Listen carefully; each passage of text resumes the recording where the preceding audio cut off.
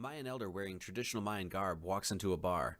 He sits down and strikes up a conversation with the bartender, and the bartender says, "Hey, you don't look like you're from around here. Where are you from?" The Mayan elder says, "Earth," and the bartender says, "So what do your people believe in?" And the Mayan elder replies, "Well, our people believe that the earth rests on a giant crocodile sitting in a lake of water lilies." And the bartender says, "Wow, that's fascinating. Tell me more." An Anishinaabe elder, wearing a traditional feathered headdress, walks into a bar. The bartender says, "Hey partner, where are you from?" And the Anishinaabe elder says, "Around these parts." The bartender says, "The last guy I had in here believed the earth was on a crocodile. What do your people believe in?" And the Anishinaabe elder replies, "Well, our people believe that the earth sits on the back of a giant turtle resting in a great ocean." Bartender says, "Wow, that's incredible. Tell me more." A gentleman sitting at the bar then walks up to the bartender and says, "Hey, I heard you talking with those native wisdom keepers about the earth. Do you know what I believe?" The bartender says, "No, what?" The bar patron says, "I believe that the earth is flat." The bartender says, "The earth is a ball, you idiot. Get the fuck out of my bar."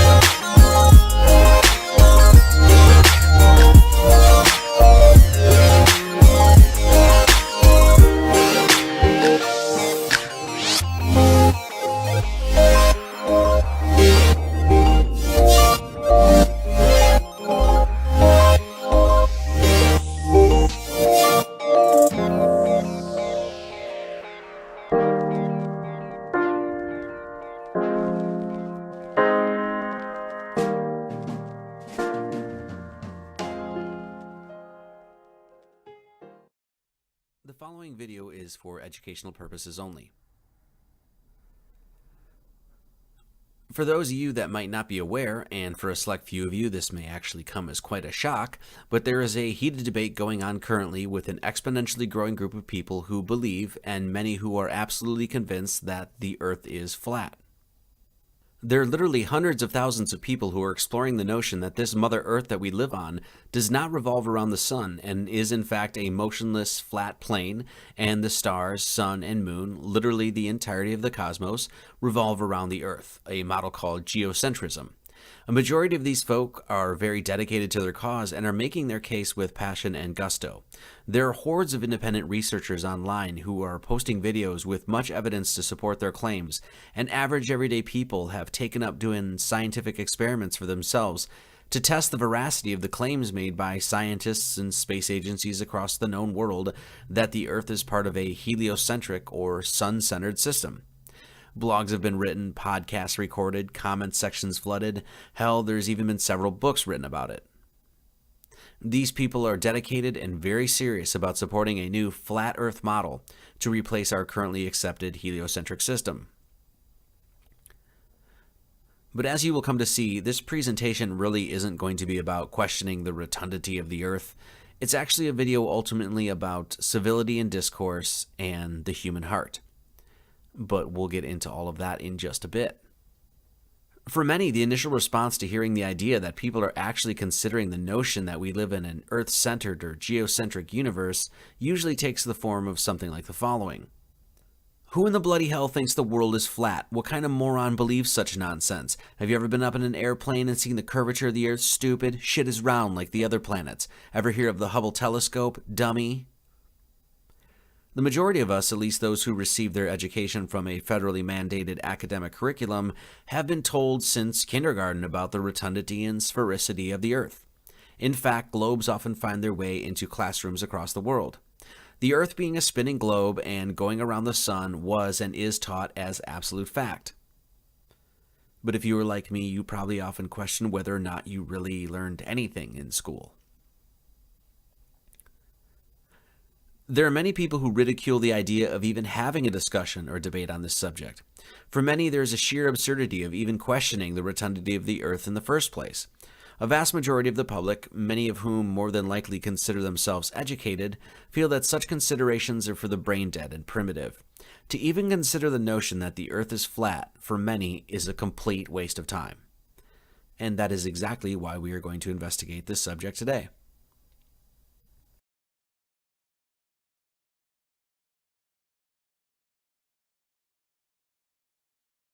Is there any great flaw or fault in restating our assumptions and clarifying with scientific precision the things that we have come to know to be quote-unquote true and without question? What is so wrong with critically examining fundamental and widely accepted ideas about such things as the shape of the Earth and the nature of the system that we reside in? How often have we ever even considered questioning the celestial mechanics of the world in which we live? Are we supposed to take at face value the promulgations made by governments and self-proclaimed authorities of science, informing us about the heavens above? If you were like me, you take to heart what the great George Carlin said about governments. How much does the average person even know about the movements of the planets, the sun, the moon, and the Earth? Quite some time ago, as I first started exploring the flat Earth model, I posted something on my Facebook account asking my friends a simple question, and it was essentially this: does the moon rotate on its axis? Now, this seems like it should be a pretty easy question to answer, one that an educated populace would be able to answer without so much as a glance at a textbook or looking the answer up online. But funny enough, the answers in the comments section varied so wildly and so completely that it made me realize that most people are going through life clinging, sometimes desperately, to models, ideas, and paradigms that they really know nothing about. And this is a serious problem. So what do we do about this problem? Well, the best way I have always learned to get to the bottom of things is to apply the scientific method, using reason and logic as my guides to make tangible the best answers to the proposed questions at hand. The whole flat Earth movement and phenomenon affords us, meaning the whole of mankind, the perfect opportunity to place each and every one of us at the center of a grand scientific experiment. This social movement allows mankind the opportunity to put himself through a litmus test. A litmus test is defined as a decisively indicative test and is traditionally used to determine the acidity or alkalinity of chemical substances. Or in other words, it decisively indicates the nature of the subject tested. Hey, is it alkaline or is it acidic? Is it A or is it B? Is it black or is it white? And as we may come to find, sometimes these things aren't so cut and dry as we thought. Not only does the debate of the rotundity or flatness of the Earth provide humanity a perfect opportunity to reapply our own scientific knowledge and engage in the learning process once again, things we can only construe as intellectually progressive exercises, it also presents ourselves with a litmus test, challenging our own application and understanding of the scientific method. Our litmus test will be A. Are we using the scientific method, not relying on preconception or bias to arrive at our conclusions? Or B. Have we failed at such a noble objective? And let us make no mistake about it, the pursuit of science is not relegated to the universities and institutions of higher learning. Science, by definition, is the intellectual and practical activity encompassing the systematic study of the structure and behavior of the physical and natural world through observation and experiment. Anyone can make those observations and experiments. Science is a method of investigation, not a set of beliefs. Science is not monopolized by governmental institutions and by men in white lab coats. Science belongs in the hands of each and every human being on this earth, regardless of what anyone says. First of all, if you're a fucking guy that's making YouTube videos about the Earth being flat, that shit isn't research. It's just not. It's not. You're not a scientist. You're not wearing a lab coat. You don't work for a major university. Just because you're some fucking jack-off alone in your room obsessing about nonsense, that's not research. Damn, I'd hate to be one of those fucking guys on YouTube making a video on the flat earth who obviously has nothing important to say.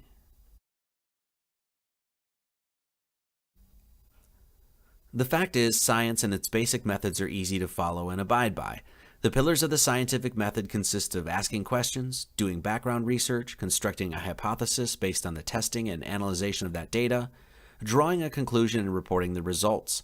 Scientific research must be repeatable, verifiable, demonstrable, as well as able to undergo a healthy amount of scrutiny and criticism.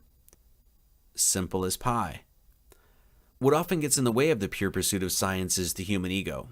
Cordiality and congeniality are lost when the unadulterated quest for truth gets tainted by all sorts of corrupting forces such as money, power, greed, and pride. All things quite prevalent in the current collective human condition. We must always keep emblazoned in our minds the understanding that ridicule, belittlement, derision, disparaging and derogatory remarks, ad hominem attacks, and the like have no place within scientific inquiry, nor in social civility. In the noble pursuit of science, if one attacks another for simply making an inquiry or asking a question, you can be sure that that individual is not, in any way, shape, or form, engaging in the scientific method. Period.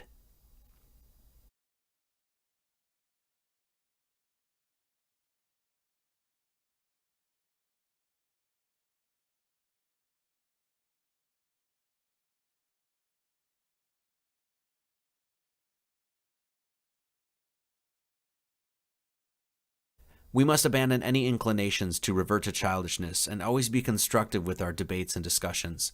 Whether we recognize it or not, humankind has a moral stake in being kind. The word itself reminds us of this absolute truth. 1, 2, 3, 4, 5, 6, 7, 8, 9, 10. What I wish to do here is simply present 10 interesting points of contention that I've personally found compelling throughout my own investigation of the Flat Earth movement. This video is not intended to be an unbiased scientific investigation because ultimately that investigation rests in your hands and in the hands of the community at large. Since we will only be covering 10 unique questions surrounding the nature and construction of our earthly system, this investigation is obviously anything but conclusive. But I do feel that addressing and highlighting these 10 particular aspects will make a strong enough case as to why so many people have begun to seriously question our proposed heliocentric system. It must be noted that there are so many different facets to consider when it comes to understanding the very dynamic system that creates our blessed little home here in the universe. Obviously, when confronted with such a dynamic system as our solar/geocentric system, there is a bevy of varying phenomena that one has to take into consideration. Things like the phases of the moon, the path of the sun, the cause of seasons, the retrograde motion of planets, the mechanics of the pole star, flight paths, the cause of tides, eclipses, etc., etc., etc. Without a doubt, there are countless things that must be taken into consideration before we may draw any sort of final conclusion on the matter. The goal here is not to cover each and every one, for time dictates otherwise. There is now a growing and bountiful outpouring of videos on YouTube, with varying degrees of quality and truthfulness, that anyone may go and explore if they so choose. If you have questions about the proposed flat earth model not covered here, which you surely should and will, there are numerous sites that cover each and every one. When undergoing your investigation, I would only add this. When combing through the endless videos and material on this subject, you will come across many characters.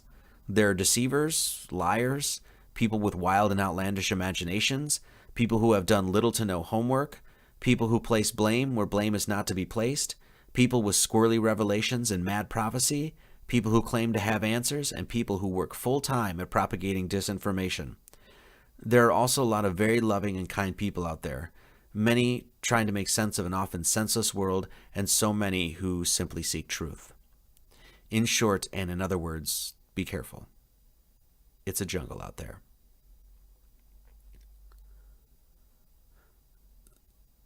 The 10 different topics I personally found compelling and the ones we will be examining in this video are the following. Number 1, the model, heliocentric and geocentric.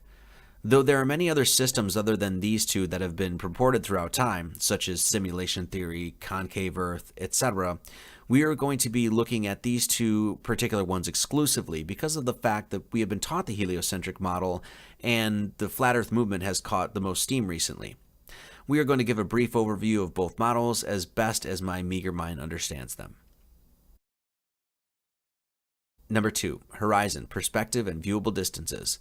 We are going to take a look at, well, how human beings look at the world, what we can see, how far we can see, and how the world appears to us. Number 3, sun hotspot in the Earth. We're going to take a quick look at a video from a high-altitude weather balloon and look at how the sun appears to us in this film. Number 4, angles of light and the sun's rays. We're going to take a look at the rays of the sun and the claim that the sun is 93 million miles away. Number 5, NASA and the space agencies of the world.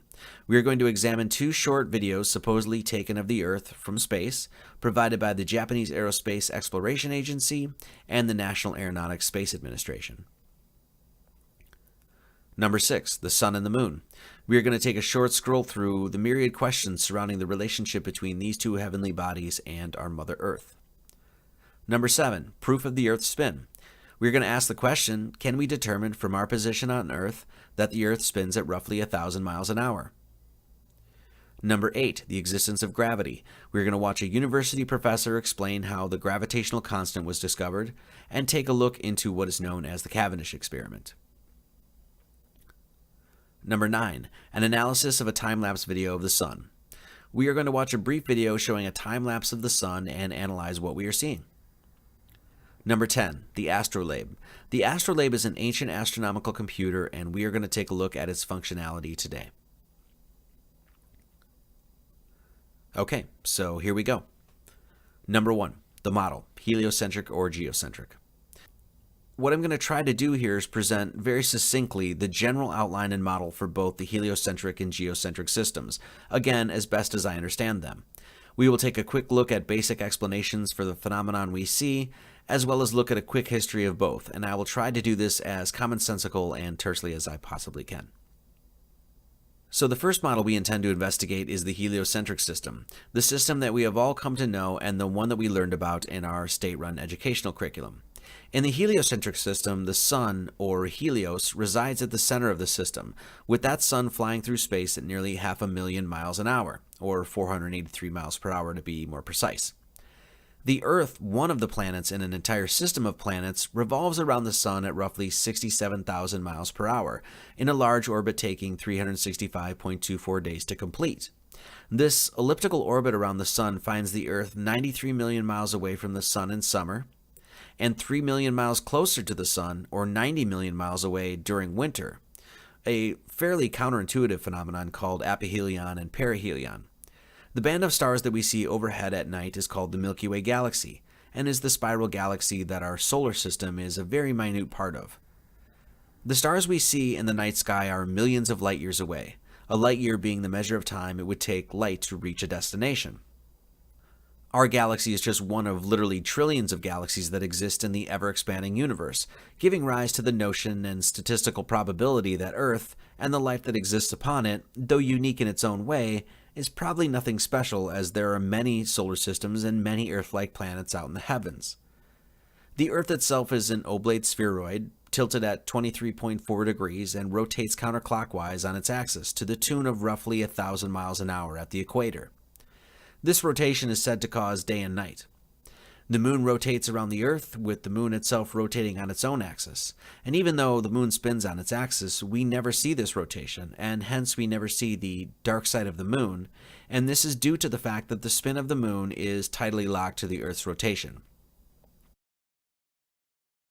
The heliocentric system is a rather newly adopted system, having first been introduced in the mid-1500s by Nicholas Copernicus in his book On the Revolutions of the Celestial Spheres, released upon his death in 1543. The ancient Greek Aristarchus had proposed a heliocentric theory in roughly 250 BC, possibly working off the theories of the mythical Pythagoras, who supposedly lived a few hundred years prior, but his theories fell out of favor, with many adopting the geocentric model as proposed by the likes of Aristotle and Ptolemy. The geocentric or flat Earth system puts the Earth at the center of the drama, with the sun, moon, and stars above revolving around it, just as mankind perceives it. The sun and moon at varying speeds with one another make roughly concentric paths around the center of the Earth, with many postulating a magnetic pole or source dictating these paths. The rising and setting of the sun is caused by perspective, with the sun rising as it approaches the viewer's vanishing point along the horizon, and sets as it moves away from the viewer and ultimately out of sight. The sun stereographically projects onto the plane of the Earth and acts as a spotlight, which is the cause of day and night. The sun and moon are roughly the same size and same distance away, just as they appear, with current figures given for those objects to be roughly 32 miles in diameter and approximately 3,000 to 4,000 miles away. The moon, like the sun, is its own light source, and the phases of the moon are more than likely caused by the moon itself, and not by reflected light from the sun, as understood in the heliocentric model. The Earth is stationary, and the stars in the heavens revolve around the Earth, hence why the pole star, or Polaris, always remains visible no matter what season it is on the Earth. The Earth has a central pole, being the North Pole, with the southern magnetism being attributed to an ice wall or shelf surrounding and holding in the oceans, what is deemed Antarctica on the globular model. Many flat Earth proponents point out the fact that Antarctica is essentially off limits to independent investigations due to the Antarctic Treaty of 1961, signed jointly by many of the most powerful nations in the world. The flat Earth model has no need for gravity or stars billions of light years away because the stars are close and contained within the Earth-sky system. Relativity also becomes irrelevant because there is indeed an up and indeed a down, just as we experience here on Earth. There are several members of the geocentric community that make it a point to note and clarify that they do not necessarily believe that the Earth is not a sphere, but rather that the flat landmass that mankind stands on is not wrapped on the outside of the sphere, but instead a flat plane existing within a sphere, much like you would see in a snow globe. Many flat earthers postulate a literal firmament or dome that contains the heavens above, which parallels and is in accord with many different mythologies and religious scriptures. The flat earth model has been in existence for thousands of years, has been adopted the world over by Mayan, Hindu, Jain, Buddhist, Egyptian, Norse, Native American, Chinese, and numerous other cultures. Both the Holy Bible and the Quran seem to strongly suggest a flat earth cosmogony. The previous is, as already stated, a very brief and abridged explanation of both models, as best as I can understand them, and further exploration and research is encouraged by those who may be unfamiliar with the inner workings of each one.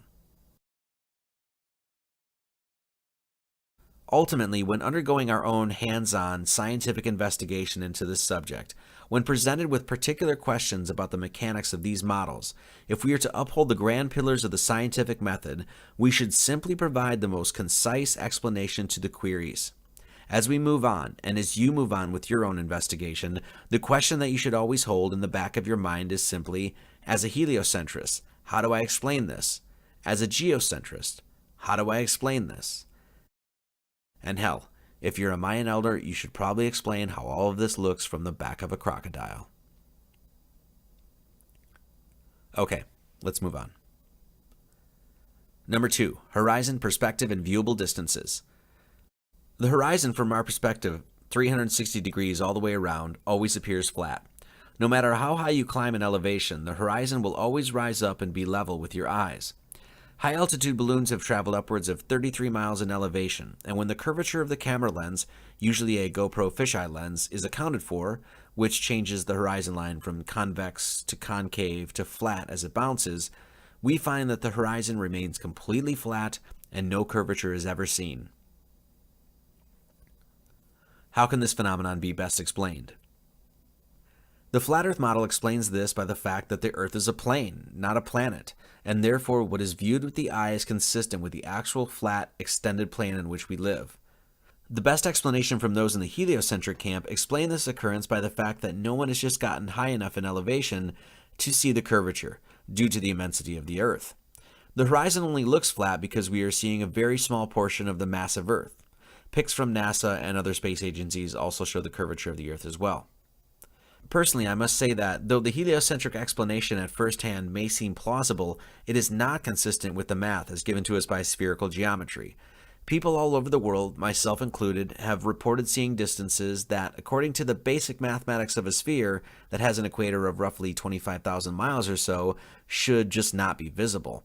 Objects 20, 30, 60 miles away and further have been spotted, many of which at sea level, that just should not be seen according to the math. Ships that have supposedly sailed over the curvature of the Earth, when zoomed in with a telephoto lens, can clearly be seen, which is completely inconsistent with the heliocentric or globular Earth perspective. Number 3. Sun hotspot on the Earth. In this very popular video that has made its way around the flat Earth community, a high-altitude balloon was sent up by the company Dogcam Sport to shoot footage of the Earth in an effort to promote their online camera company. As far as I am aware, this video is real and is not fabricated whatsoever. We can clearly see in one part of the footage that the sun makes a hotspot on the Earth. The question this video poses is, if the sun is 93 million miles away from the Earth as claimed by modern astronomers, then how in the world is the sun creating a singular, circular, very clear hotspot on the Earth? The flat Earth proponents explain this simply by saying the sun is not 93 million miles away. It is actually rather close, and so this phenomenon we see makes perfect sense. If the sun is 93 million miles away, then the rays that would reach the Earth would engulf the Earth equally and be parallel to one another, as shown in this graphic. Though I've looked fairly extensively for an answer to this anomaly by the globe Earth proponents, I've yet to find one that is personally satisfactory. Number 4. Angles of light in the sun's rays.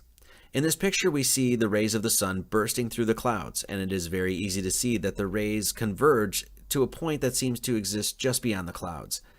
Many people experience this phenomenon every single day, and I must say that personally it is quite a beautiful and magical sight. We must conclude that if the sun is 93 million miles away, the rays that would reach the Earth at a 90-degree angle, with all rays parallel to one another, as just mentioned. The flat Earth community explains this occurrence by the fact that the sun is close to the Earth, once again roughly 3,000 or so miles away, and the viewable light is converging directly back to the sun itself. The only answer I have found that describes this phenomenon by the globe Earth theorists is that the sun's rays are reflecting off the various layers of the Earth's atmosphere, with those layers being the exosphere, thermosphere, mesosphere, stratosphere, and troposphere. The light rays, once they reach the Earth, are dispersed, which is caused by light refraction, or the bending of a wave when it enters a medium where its speed is different. I take issue with this explanation personally because if such were true, should we not see divergent rays all over the sky instead of this phenomenon simply happening locally? Number 5. NASA and the space agencies of the world. For this one, we are going to ask one simple question. Can NASA and the numerous other space agencies of the world be trusted when it comes to the information that they provide? Most news programs, media outlets, and your average everyday nightly news-watching citizen will accept without question or controversy the claims made by any and all of these space organizations. Images and data sent from the New Horizons satellite floating towards Pluto billions of miles away, the Curiosity rover on Mars picking up samples of the Martian surface, the Hubble telescope snapping pictures and videos of quasars, pulsars, nebula, etc., all throughout the universe. Assertions of water on the moon and other Earth-like planets existing all over the cosmos, all of these claims are usually taken at face value without any serious investigative team ever questioning their scientific legitimacy, or demanding verifiable proof for the information offered as absolute fact. Average everyday people don't often ask questions like, hey, how does the International Space Station handle traveling speeds of 17,500 miles an hour around the Earth in the thermosphere that is said to reach temperatures of 3,600 degrees Fahrenheit? How does the International Space Station ground itself without ever touching ground, as it continually builds up a static electric charge cruising around the Earth? How does the Cassini satellite cruise through the rings of Saturn unscathed, while we are told that the rings of Saturn are made of billions of pieces of ice, dust, and rocks, some as small as a grain of salt, while others as big as houses? It is questions like these, along with so many others, that have many people in the Flat Earth movement doubting the whole 9 yards. I will be playing 2 quick videos. The first one is provided by the folks at the National Aeronautics and Space Administration and is a supposed shot of the dark side of the moon as it passes before Earth in a roughly 25-hour period. The second one was released by the Japanese Space Agency and is supposed to be a video taken of Earth rotating in space. Let us take a look at the first video. This video is said to have been taken by a satellite floating somewhere around 1 million miles from Earth. As you can see, even though the video is supposed to be of a 25-hour period, the shot is perfectly still and the cloud formations hardly, if ever, move in this entire span of time. Besides looking just absolutely fabricated, it must also be noted that the moon crosses a great distance over the Earth in this video, which is completely inconsistent with what we are told the orbit of the moon should take around the Earth, which is a period of approximately 28 days. Also pay attention to the fact that not a single star is seen in the background. Where are they? There are numerous anomalies and inconsistencies with this video, and even the untrained eye can see that this footage has some serious issues with its authenticity. The second video is provided by the Japanese Space Agency, and shown here is supposedly a video of the Earth as it spins, creating day and night. If you take notice, the camera is once again perfectly still, not a nudge, shake, bump, or shift in the viewpoint, which in itself seems completely illogical considering that this was supposed to have been taken from a weather satellite drifting in orbit in the vacuum and infinitude of space. As you can clearly see, the clouds all move together in perfect harmony, almost as if one enormous weather pattern swept over the entirety of the Earth. Notice that when the day turns to night, no lights can be seen on the Earth. Is this because the satellite is too far away to detect them? Also notice we do not see any of the supposed 1,800 satellites orbiting the Earth, nor do we see the International Space Station that is supposed to be traveling at 17,500 miles an hour. Also take note, just like the last video, the absence of stars in the background. Though we can see stars here on Earth very clearly, and astronauts at NASA recently admitted seeing stars in space, it is a complete wonder why we do not see a single one in any of these videos.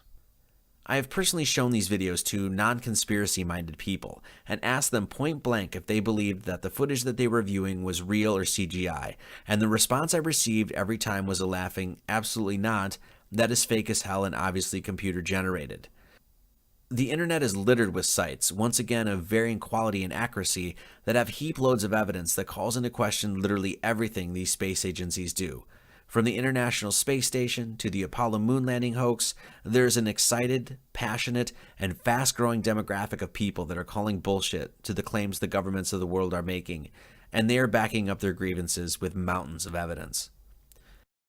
I have done an entire video on my own personal feelings towards NASA that you can find on my channel entitled Curiosity Roving Through the Claims of NASA, which is a concise and to-the-point video addressing many concerns and anomalies with the information released by this American space agency. I feel that it is well worth your time. The fact is, when examining whether or not the Earth upon which we stand is part of a geo- or heliocentric system, we must take into deep consideration the possibility that the very people who tell us about the heavens above are lying to us about what they know.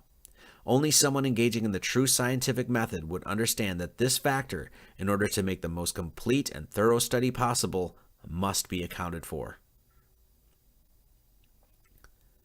Number 6. The Sun and the Moon. The image here is presented to give you a rough perspective of the proposed sizes and distances of the Earth and our Sun in the heliocentric model, as given to us by official sources. The Sun is on the right there with its approximate size, and the Earth is on the left with its approximate size, given here in English miles. That line in between the Earth and Sun is to denote a measure of 1 million miles, which means there would be 92 million more of those lines between the Sun and us here on Earth. This is a distance of such enormity that I cannot even draw to scale on this screen and make the Earth visible to the naked eye. For this topic, we're going to take a much more philosophical and honestly theological approach. The Sun and the Moon as united polarities have been celebrated throughout history. I think it's safe to say that there is not a culture, nor tribe, nor civilization across the known world that does not pay homage or draw particular attention to these two heavenly bodies. Now, I am not necessarily trying to advocate the belief in a God here on this point, but standing back and looking at the relationship of these heavenly bodies with our Earth and analyzing it with a purely mechanistic and engineering mindset, either one of these models, whether geocentric or heliocentric, at least in my humble opinion, clearly expresses elements of design, intelligence, and intention. In the heliocentric model, we have a sun and moon appearing the exact same size in our sky from our perspective on Earth, with a whopping nearly 93 million miles difference between them. The idea that this Goldilocks zone that the Earth is in, or this perfected balance maintained long enough for such biological complexity to arise, is somehow just happenstance and accident and the result of simple laws of physics, seems, to be downright blunt, absolutely absurd. What is there more evidence of here? Design or chaos? Intelligence or haphazardness? Holistic functionality on a micro and macro scale, or a jumbled, volatile mess? If you were in Vegas and you had to bet the farm on whether or not such a perfect, exquisite equilibrium between the sun and the moon was created with A, intelligent design, or B, consciousless randomness, what would you choose? The geocentric model also delivers us into notions of a creator as well when we analyze how its proposed system works.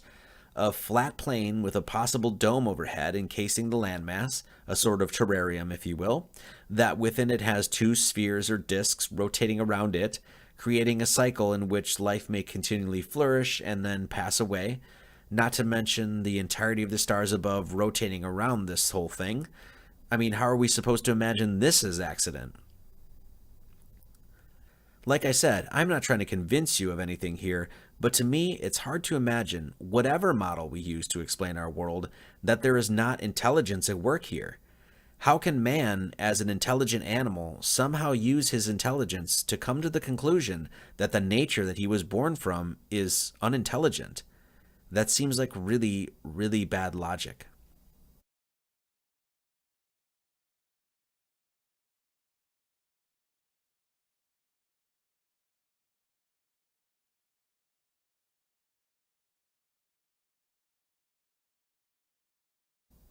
I honestly have so many questions surrounding the sun and the moon that they are too numerous to address here.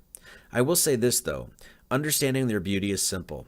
To rest on my poetic laurels here, no matter what model we use, and no matter how the mechanics of these objects ultimately plays out, the sun and the moon to me are declarations of cosmic grace. To track the phases of the moon and the cycle of the sun requires no telescope nor complex mathematics. It just simply requires you to look up into the sky every day and every evening. Number 7, the spin of the Earth. The question is, can we tell if the Earth, from our perspective, is spinning or not? Can we somehow detect, calculate, and measure from where you and I stand the supposed spin of the Earth? Now, the flat Earth community claims that the Earth is motionless and still, and that no motion of the Earth can ever be detected because, by fact, there is none. Many even go so far to say that without the information from the government space agencies of the world, a person cannot even prove himself that the Earth somehow encircles the sun. This quote from Albert Einstein on the spin of the Earth sums up our question pretty nicely. The struggle so violent in the early days of science between the views of Ptolemy and Copernicus would then be quite meaningless. Either coordinate system would be used with equal justification. The two sentences, the sun is at rest and the earth moves, or the sun moves and the earth is at rest, would simply mean two different conventions concerning two different coordinate systems. Besides images from the space agencies of the world, the heliocentric proponents often point to the Foucault pendulum for evidence of spin. Here's a quick video explaining how the Foucault pendulum works.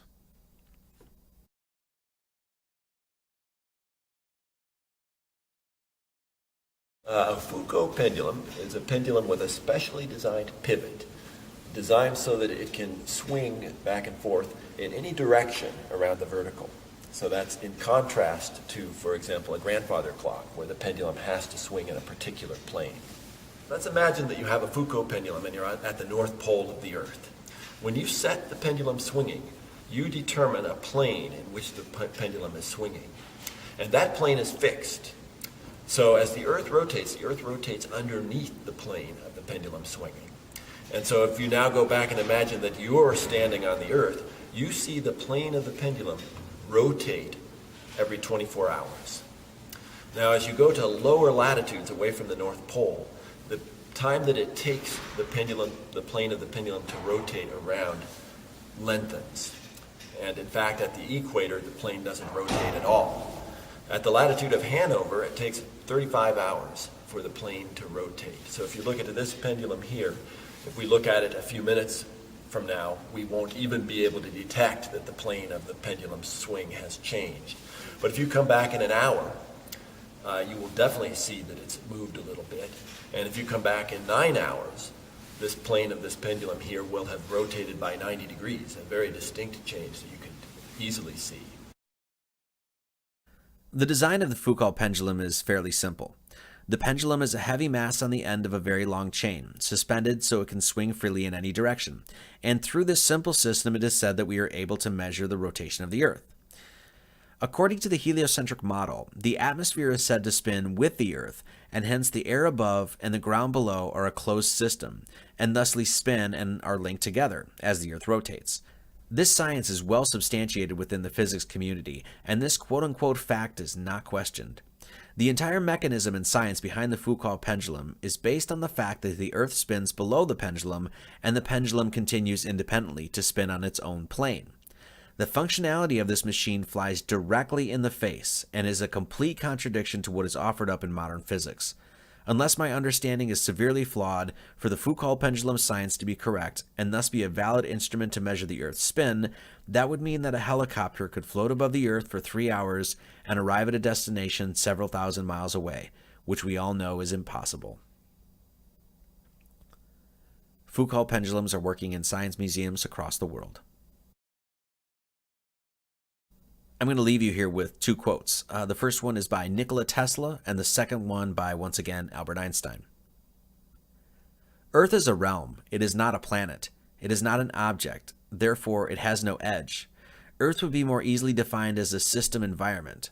Earth is also a machine. It is a Tesla coil. The sun and the moon are powered wirelessly with the electromagnetic field, or the ether. This field also suspends the celestial spheres with electromagnetic levitation. Electromagnetic levitation disproves gravity because the only force you need to counter is the electromagnetic force, not gravity. The stars are attached to the firmament.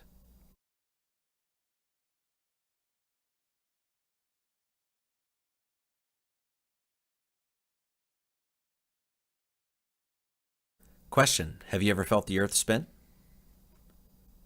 Number 8. The gravitational constant.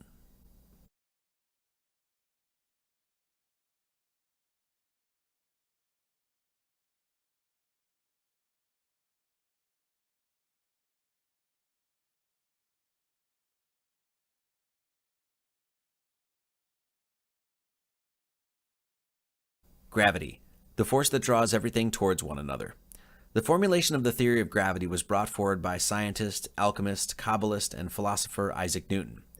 Sir Isaac Newton, as Wikipedia states, is widely recognized as one of the most influential scientists of all time and is a key figure in the scientific revolution. His book Principia Mathematica, or The Mathematical Principles of Natural Philosophy, first published in 1687, laid the foundation for classical mechanics. The gravitational constant itself was not calculated or determined until the late 19th century, done so by a scientist named Henry Cavendish. I'm going to let this university professor give you a quick background into the history of Mr. Henry Cavendish and his experiment to find the gravitational constant, or Big G. One of my favourite scientists is Henry Cavendish. Even though he was part of the rich dukes of Devonshire, that family, and incredibly rich, he went to Cambridge to study natural sciences, or natural philosophy as it's called. But he had a very curious condition in that he could hardly talk to anybody. So when it came to his Viva exam after 3 years of study, he fled Cambridge rather than sit in front of the examiners because he was petrified of them. This is not the normal sort of person. He couldn't talk to most people. He couldn't talk to women at all. His housekeeper would get a recipe for something or other, and he'd say, no, lamb tonight, leg of lamb, and leave a note for her. He wouldn't say it, he'd write it. He would dine in the evening with his friends, and he would talk to them, but if he didn't know somebody, and you wanted to ask him a question, apparently you had to go to the Royal Society and he would be in the room and you'd address the room this question about physics and you postulate, and if he felt in the mood he would reply to the room. He was a very strange man. He did most of the experiments quietly on his own, keeping his notebooks, and it was only after his death and a persuasive campaign by Clerk Maxwell, the famous Maxwell of Maxwell's equations from Cambridge University, that he actually got the notebooks from the estate of the Dukes of Devonshire and discovered after the event that Cavendish had discovered the unit of capacitance, discovered dielectric constants, he discovered Dalton's law of partial pressures, he discovered or written about Coulomb's law, all before these guys had done it and just left it unpublished in his notebooks. Towards the end of his life, he did a crucial experiment, which is represented by these lead balls. He lived in Clapham Common, which is nowadays a very poor part of London, but there it was quite fashionable. And he built his own place. His library he built somewhere else because he didn't want anybody borrowing his books from his house. Otherwise, he would have to ask the book back and he didn't want to talk to them. So his library was 4 miles away. At the back of it, he had a big garden shed, which might seem like the size of my house. And in it, he had 2 lead balls like this, suspended from the ceiling. Only this is not to scale. This is, lead balls. Now, the real problem is that he wanted to measure the attraction between 2 objects due to gravity. In other words, there's a gravitational attraction between you and me, or between me and this lead ball. So he had to be a long way away to look at the experiment, otherwise he'd interfere with it. So he had an aperture, a place where he looked through, and he put a telescope out there, and he stood outside in all weathers, and he was in his 60s doing this, staring through the window to take his measurements over a year. There's another set of lead balls inside there. This experiment really is very difficult to get to work, and a technician has sawed it apart because he got so frustrated. And then right in the middle there's a bit of glass, there's a mirror which should be suspended from a torsion wire. So you'd set it up like this in his shed, and you put it like that, and this lead ball would attract that lead ball, and this lead ball would attract this one. And so it would be pushed a little bit this way and twist the wire, and that would be pushed a little bit that way. And the wire would twist, and as the wire twists, the mirror, which is dangling in there, would twist a little bit, and light which comes in would be reflected off at a slightly different angle. And all he had to do was measure the angle. He then had to move it the other way around. Oh, he didn't move this bit. He moved the lead balls round so that you had an equal and opposite effect on the other side. So instead of you have that configuration, he had this is a very complicated technical thing for the time. 18th century we're talking about, and he put that way round, and then it was pushed the other way, and you could then see the displacement. Moreover, you could measure the period of oscillation of this, and from that get all the properties of the wire, the torsional constant. And that enabled him to measure big G, the gravitational constant, to an accuracy of 1%.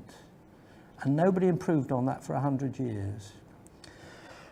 He didn't describe it as that. He described it as though he was weighing the Earth. He was calculating the mass of the Earth, so that when you're attracted to the Earth through gravity, it's the product of the mass of the Earth, this big gravitational constant, divided by r squared, the radius of the Earth squared, which we normally know as acceleration due to gravity.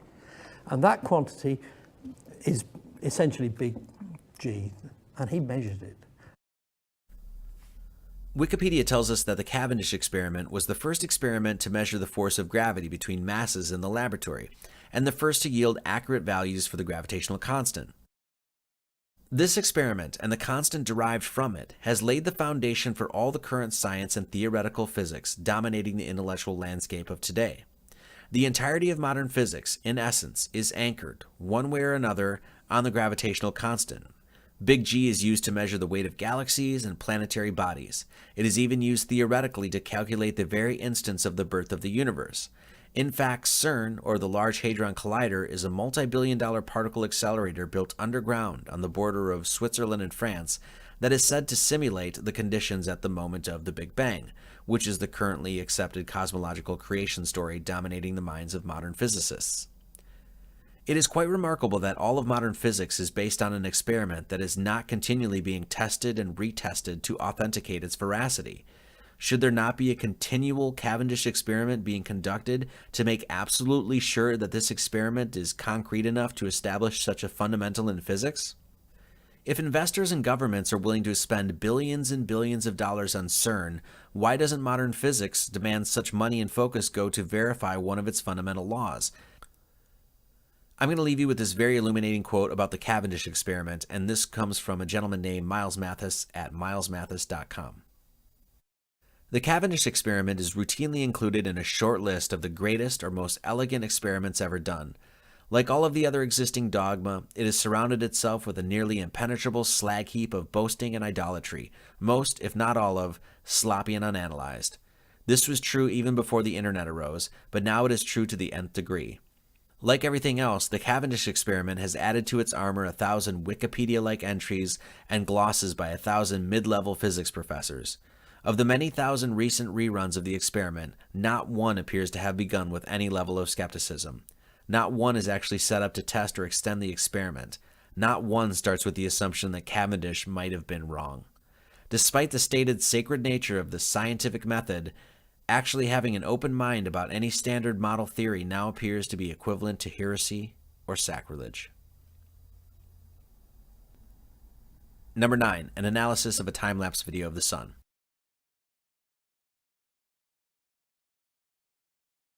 The video you are watching right now comes from a YouTuber named P-Brain. The crux of this gentleman's video is aimed at explaining how the path of the sun through our skies, including sunrise and sunset, can be easily determined by simply understanding the laws of perspective, as well as the orbit that the sun takes around the center of the Earth, as understood in the geocentric model.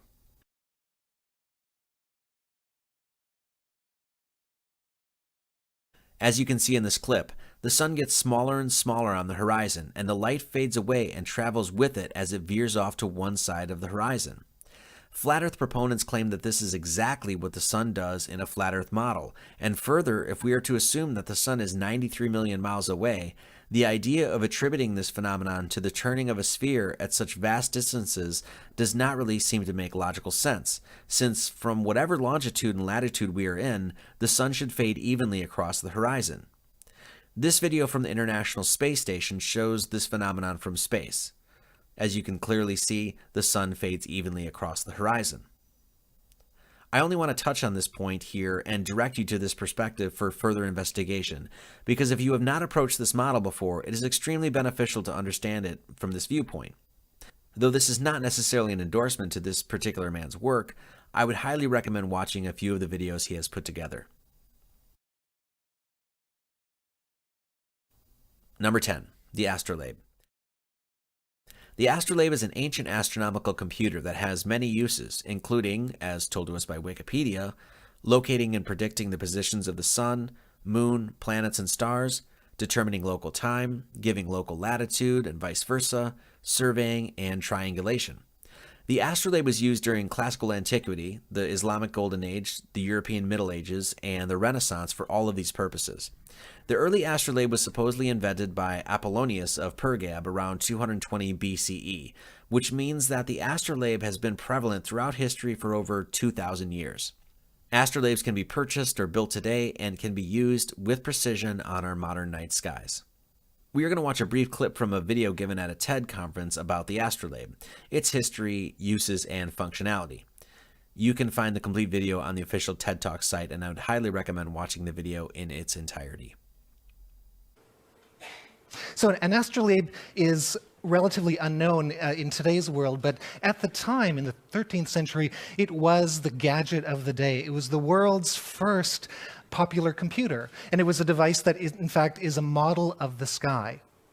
So the different parts of the astrolabe in this particular type, the rete corresponds to the position of the stars, the plate corresponds to a coordinate system, and the mater has some scales and puts it all together. If you were an educated child, you would know how to not only use the astrolabe, you would also know how to make an astrolabe. And we know this because the first treatise on the astrolabe, the first technical manual in the English language, was written by Geoffrey Chaucer. Yes, that Geoffrey Chaucer in 1391 to his little Lewis, his 11-year-old son. And in this book, little Lewis would know the big idea. And the central idea that makes this computer work is this thing called stereographic projection.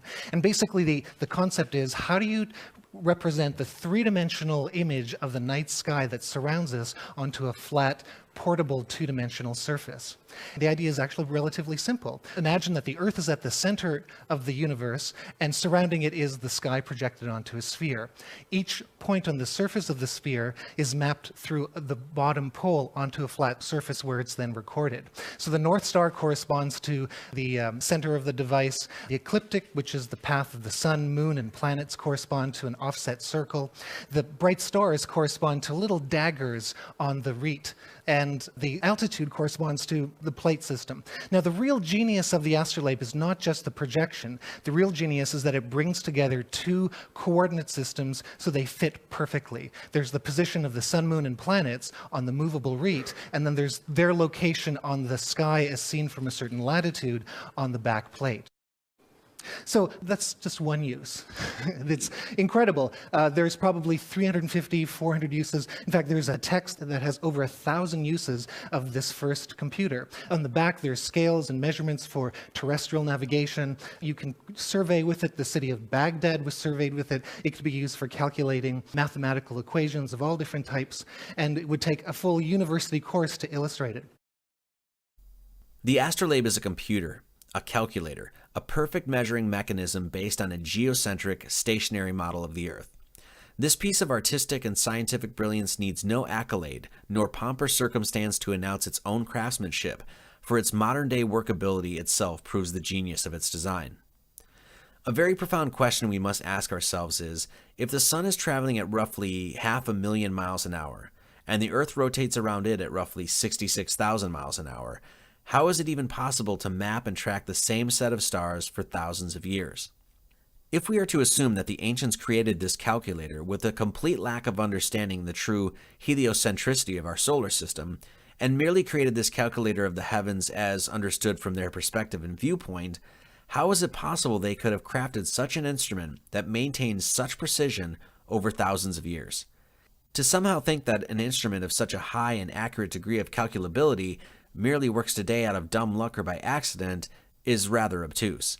Whoever created this instrument, whatever culture or person made it, their knowledge and ingenuity has withstood the test of time.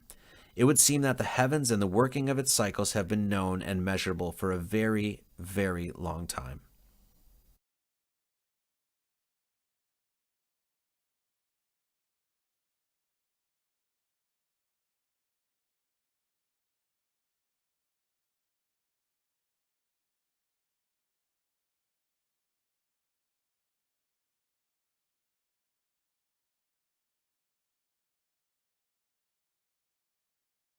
On my now retired podcast, the Marty Leeds Mathematical Radio Hour, I got the chance to speak with John Major Jenkins. John is a Mayan scholar who has a deep passion for the Mayan peoples, their culture, their heritage, history, rituals, and cosmology. John has done unparalleled, extensive, and exhaustive work reconstructing the ancient Mayan cosmology. The ancient Mayans held the belief that the Earth was a flat plane having four corners, a general theme and concept shared by many other cultures throughout time, and they also mythologized that the Earth rested on the back of a crocodile that swam in a pool of water lilies.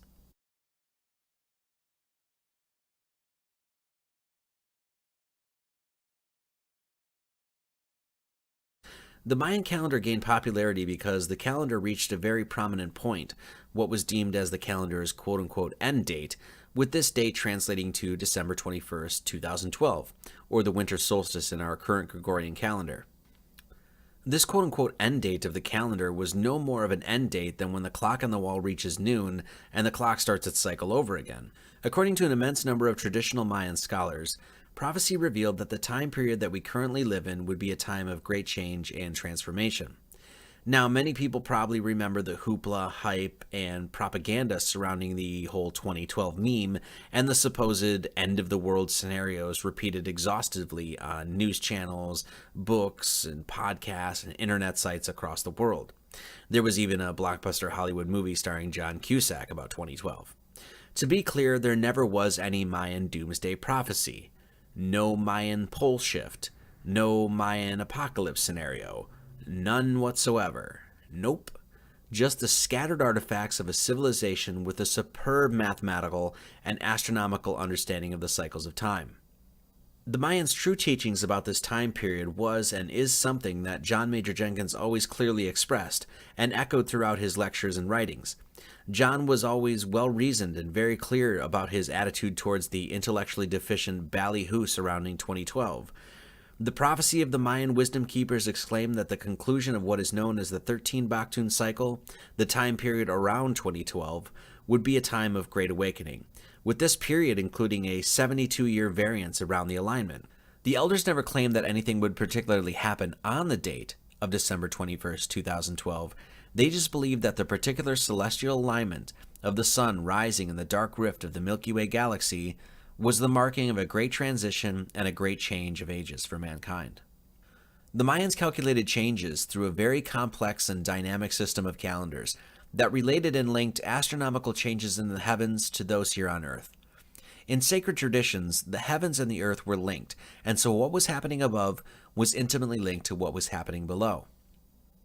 This astronomical alignment of the December 21st solstice sun rising in the center of the dark rift of the Milky Way has a whole new added weight when the geocentricity of our Earth is taken into serious consideration.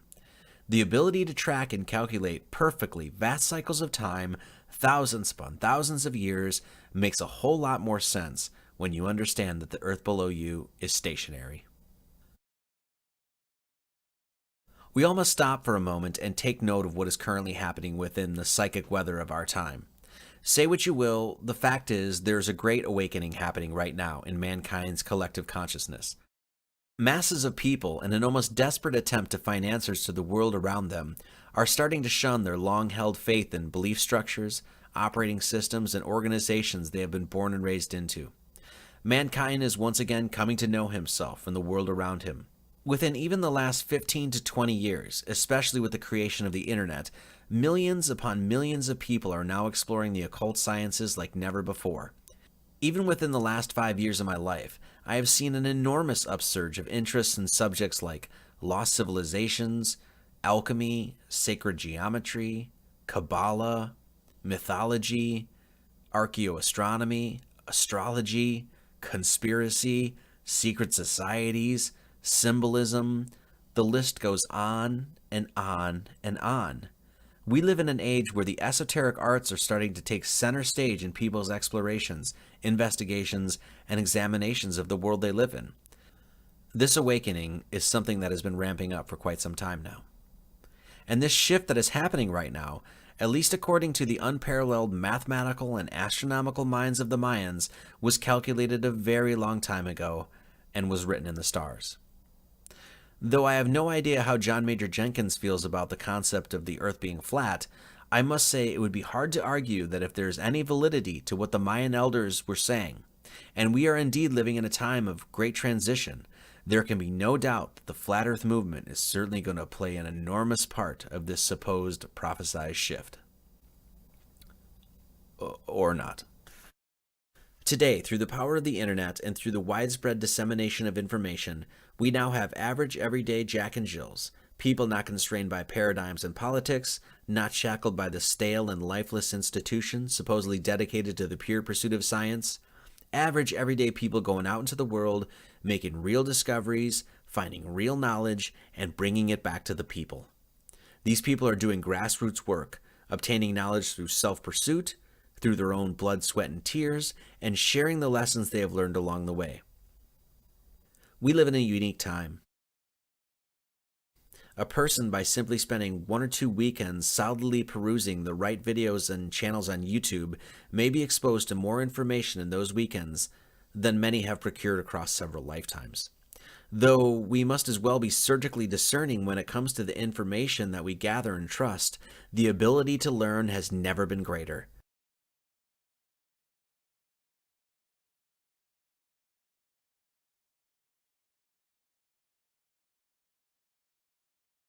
We should be grateful we live in a time that the great book of occult knowledge is being opened wide by so many scholars, researchers, and seekers who pursue their interests for no other reason than the great and undying passion they have for truth.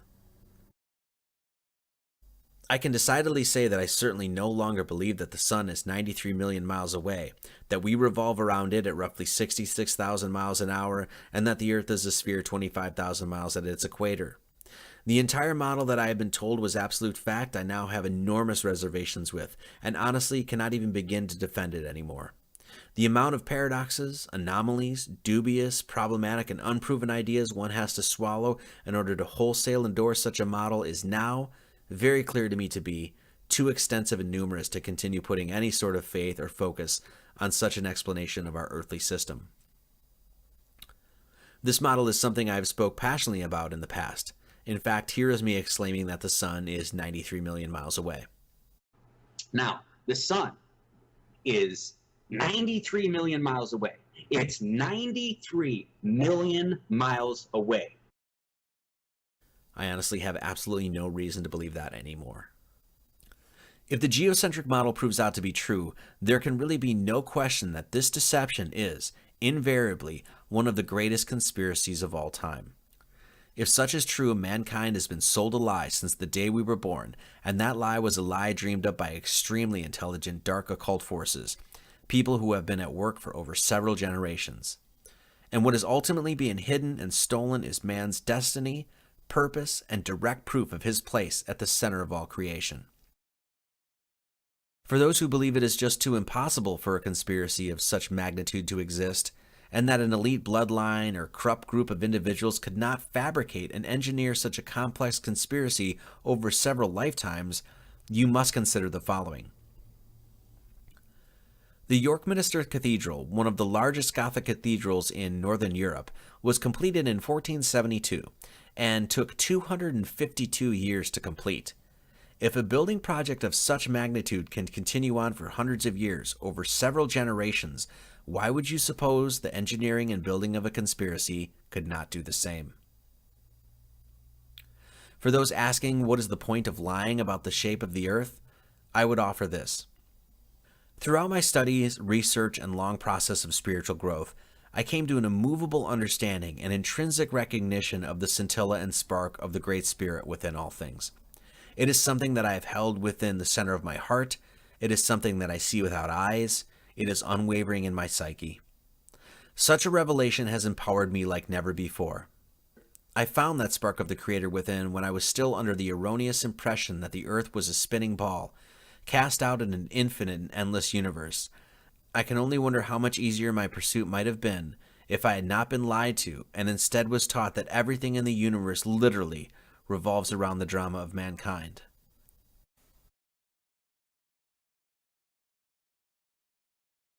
If I would have been taught that the earth is the center of everything, I can only imagine it would have been that much easier to find the center of myself.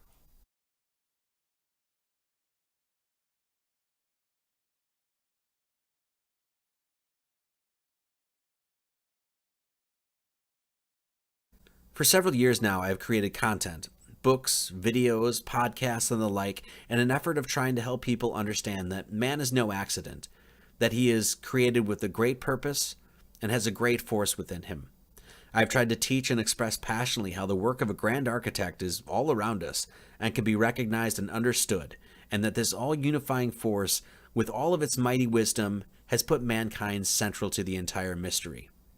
Now, to get people's attention to understand some of the subjects I talk about can often be tricky.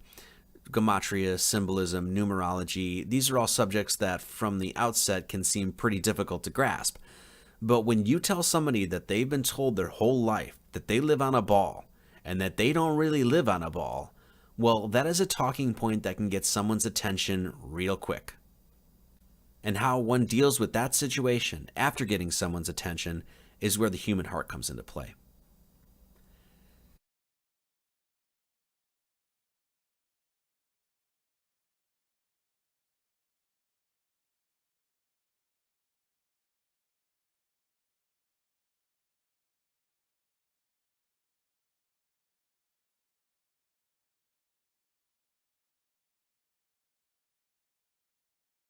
The great secret of life is not an elusive one.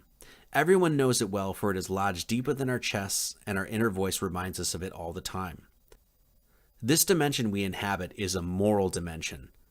Existence itself delivers us into a gradation of experience that includes intense pain and evil and immense joy and love. And man, maneuvering through this oft-perceived madness, regularly finds himself rejoicing in sin and agonized by love. We are given great highs and great lows, and our ultimate task is to navigate through these oceanic swells, anchoring every decision and every action with the goodness of our hearts. What is the purpose of life? What is the meaning of existence? What on earth are we doing here?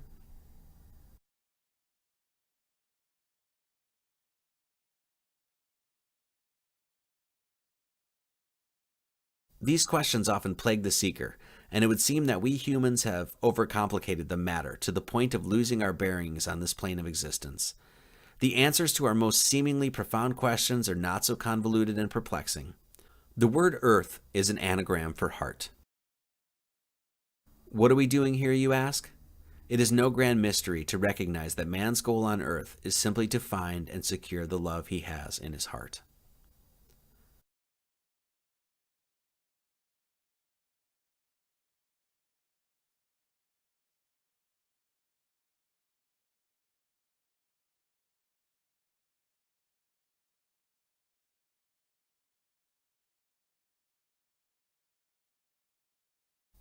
The crux of Egyptian philosophical thought, secured within the Book of Going Forth by Day, was centered on the human heart. Upon entering the gateway of death, the ancient Egyptians believed that the human being would undergo a ceremony they deemed the weighing of the heart ceremony. In this ceremony, one's heart would be weighed against the feather of Ma'at. The Ma'at were 42 moral codes that the Egyptians were to abide by and were principles that helped guide them throughout life. If one's heart weighed less than the feather of Ma'at, one would then ascend to the heavens and return to the source of all creation. There is good reason why the Egyptians did not call this ceremony the weighing of the brain ceremony or the weighing of the material possessions ceremony. Truth does not come from the acquisition of information or acquiring material wealth. Truth comes from within one's own heart. If one follows his heart, it will not steer him wrong.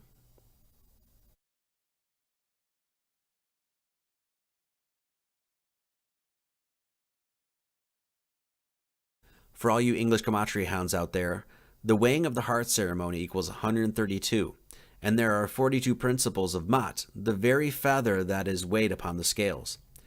132 divided by 42 is 3.142, or pi.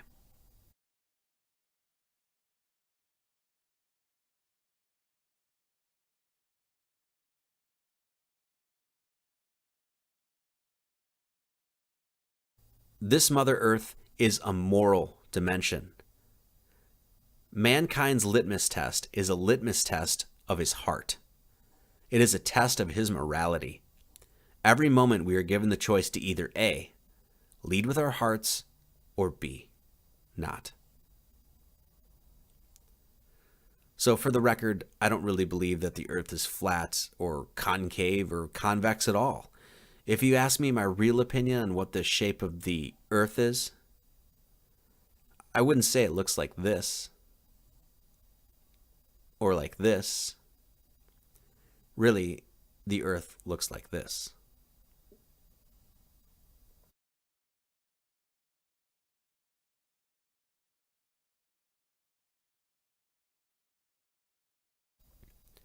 Nah, I'm just kidding. Shit's flat as fuck. Much love to all.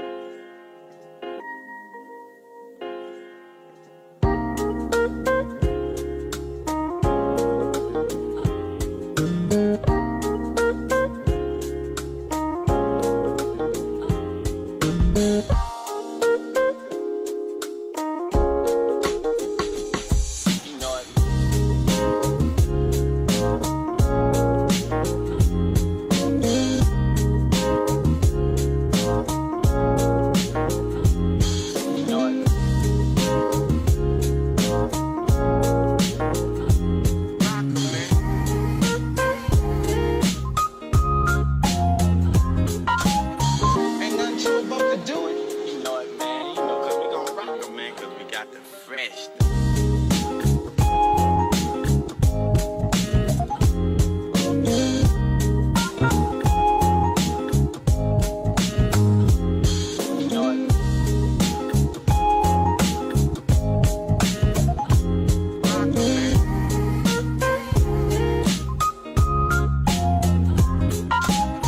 Ain't nothing too about the dick. You know it, man. You know, cause we gon' rock it, man. Cause we got the fresh stuff. You know it, man. You know